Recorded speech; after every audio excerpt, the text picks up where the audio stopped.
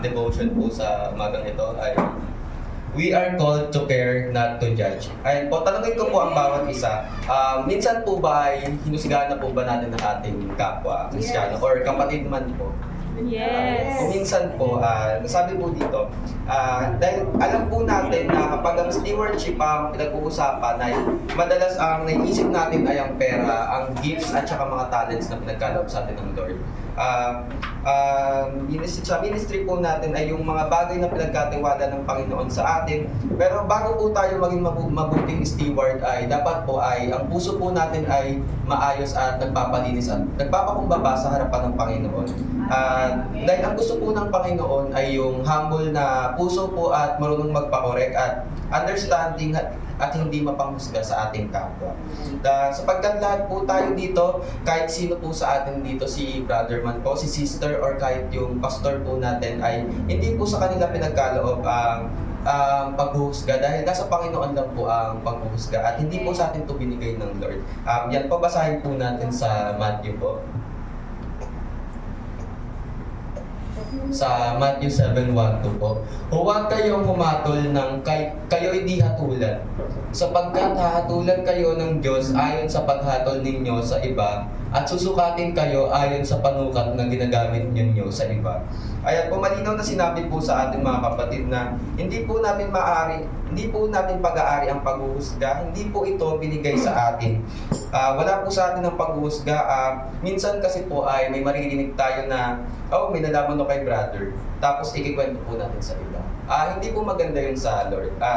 At mga kapatid, hindi po iyon nakakalugod sa Panginoon dahil tinawag po tayo ng Lord upang mag-care sa bawat isa at mahalin natin ang ating mga kapwa at marunong tayong marunong tayong umunawa sa bawat isa dahil ang gusto ng Lord ay marunong tayong magpakumbaba sa bawat isa at hindi tayo magmataas sa bawat isa. Dahil po kung ang church po natin ay puro tayo ay nagmamataasan ay hindi po ito lalago. Buti naman po, wala naman pong ganito sa CGM. Dahil lahat po tayo ay sumusunod po sa ating pastor.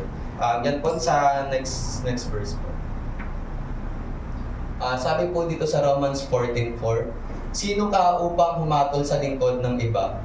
Ang Panginoon lamang niya ang makapahatol kung siya'y karapat-dapat o hindi. At ituturing naman siyang karapat-dapat sapagkat kayang gawin iyon ng Panginoon. Ayan po, sinabi po dyan, no? Ayan po, sino raw po tayo para humusga tagasunod ng ating Panginoon, no? Na hindi po natin sila pag-aari upang tayo po ang humatol sa kanila or tayo po ang mag-judge sa mga tagasunod ng Panginoon. Hindi natin hawak ang buhay nila, hindi natin alam ang lahat ng pinagdadaanan ng ating mga kapatid. Lahat po tayo ay may kanya-kanyang problema. At taas nga po dito ang kamay ang walang problema. Bibigyan ko po. Biro lang po. Ang may karapatan lang pong magtuwid na ay ang Diyos at ang instrumento na nilagay ng ating Lord dito sa church ay ang ating pastor upang siya ang magbigay sa atin ng guide para mag-correct sa atin, para magturo kung may mali tayo at upang siya ang upang hindi para tayo ang maghatol sa bawat isa. Lahat po tayo ay may pagkukulang, lahat po tayo ay may dalang bigat. Kaya kung tatanungin ko po kayo, sino po dito ang walang problema? Wala po nagtaas ng kamay dahil lahat po tayo ay may problema at may kanya-kanya po tayong struggle sa buhay natin. At ang Lord lang po ang may karapatang maghatol sa atin at mag-correct po ang pastor natin. Kaya po nilagay dito ang pastor natin upang i-correct po tayo. Hindi ko na po papatagalin sa next verse na po sa James 4:10-12. Magpakumbaba kayo sa harapan ng Panginoon at itataas niya kayo. Ayan po, sinabi po dyan. Basahin ko po dito sa English na, humble yourselves before the Lord and He will lift you up. Kaya po kapag nagkakamali na brother or sister, huwag nating sabihin, ay naku, buti pa ako hindi ganyan. Si brother pumiyok, mas magaling pa ako dyan. Yung nagpapiano nagkamali, mas magaling ako mag-chord. Ayan po. Ayan po, tuwing tayo ay nagkakamali po, wag po tayong mataas sa ating mga kapatid or tayo ang maging mas marunong sa kanila dahil lahat po tayo dito ay marunong lang at wala pong magaling kundi ang Lord lang po ang magaling.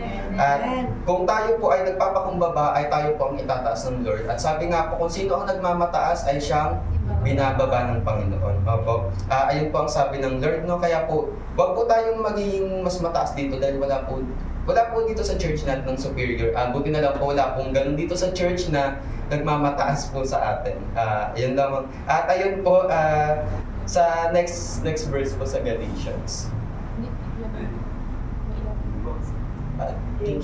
Ayun na pala.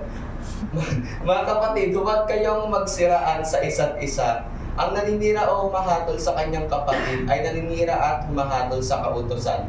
At kung hinahatulan mo ang kautusan, hindi ka na tagasunod ng kautusan, kundi isang hukom nito. Ayun po, sabi sa James 4:10-12. Ayun nga po yung sinabi ko kanina yung na binasa ko po sa English na po.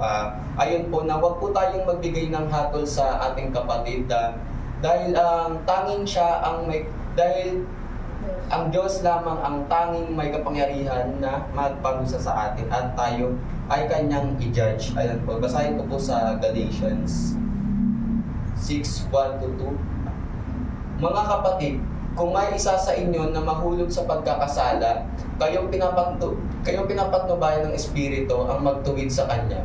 Subalit gawin ninyo iyon ng mahinahon at mag-ingat kayo, baka kayo naman ang matukso. Ayan po. Kaya po nilagay po ang bawat isa dito sa church upang tayo po ay maghugasan ng paa. At hindi po tayo yung magbaba sa bawat isa dahil tayo po ang magtutulungan upang sa mga pagkakamali ng ating mga kapatid, sa kung ano man po ang mga struggle nila, tayo po ang nagbibigay ng mga gabay sa kanila at tayo po ang nagtataas sa bawat isa. Hindi po yung itataas po natin ang ating sarili, kundi po tayo ang magtutulong-tulungan upang tayo po ay ang magtaas sa bawat isa. Hindi po yung pag may nalaman po tayo na tungkol sa mga kapatid natin, hindi po natin sasabihin na hala si Sister Buntis, hala si brother addict daw dati. Hindi po tayo tinawag para mauna sa Panginoon. Tinawag tayo para magbuhat, hindi para magdagdag pa ng bigat sa ating mga kapatid. Tayo ay tinawag para maghugas ng paa, hindi maghukay ng buhay ng iba. Tayo po ay nandito upang magtulungan sa bawat isa. Ayan po, maging humble po tayo lagi at tayo po ay matutong magpakumbaba sa bawat isa. At basahin ko po sa 1 Peter po. Sabi po dito sa 1 Peter 5:5-6, at kayo namang mga kabataan, pasakop kayo sa matatandang pinuno ng iglesia, at kayong lahat ay magpakumbaba sapagkat sinasalungat ng Diyos ang mapagmataas, ngunit pinagpapala niya ang mababang loob. Amen. Ayan po, mga kapatid, yan ang yan po ang puso dapat ng totoong steward, na hindi po tayo ang nagmamakataas sa ating mga kapatid, na dahil ang gusto ng Lord ay dapat yung puso natin ay maayos. Bago po tayo mag-steward, bago po tayo maging mabuting steward, ay dapat po yung puso natin ay malinis at nagpapakumbaba. Basahin ko po dito sa 6. Kaya nga pasakop kayo sa kapangyarihan ng Diyos at dadakilain niya kayo pagdating ng takdang panahon. At ayan po, sabi po diyan na tayo po ay magpasakop sa kapangyarihan ng Panginoon dahil kung tayo lang po ang nagtitiwala sa ating kakayahan at sa ating katalinuhan, ay hindi po natin kaya ito. Dahil mas maganda po kung yung katalinuhan na nanggagaling sa Panginoon ay ating susundin at hindi po tayo maglilin sa ating natututunan at ating mga kaalaman lang po, no? At hindi po tayo dapat na manguna at hindi po tayo magmataas. Hindi dapat marunong sa lahat at lalong hindi dapat nangunguna sa Diyos. Dahil siya ang gumagawa, hindi tayo. Ang tunay na stewards po ay nakikinig, nagpapakumbaba, nagpapalinis ng puso at nagmamahal, hindi humuhusga. Kaya po mga kapatid, kung tinawag tayo ng Panginoon bilang stewards, hindi lang po gifts at ministry ang iniingatan natin. Pati yung paraan ng pagtrato natin sa isa't isa at yung pagbantay natin sa ating puso, na kung tayo man ay may malalaman na kung ano man, ay dapat po ang puso natin ay binabantayan pa rin po natin at tayo po ay nagpapakumbaba. Let us be a church that cares, not a church that judges. Let us be a family that lives, not a family that condemns. Let us be people who restore, not people who destroy. At ayun lang po ang aking devotion to God.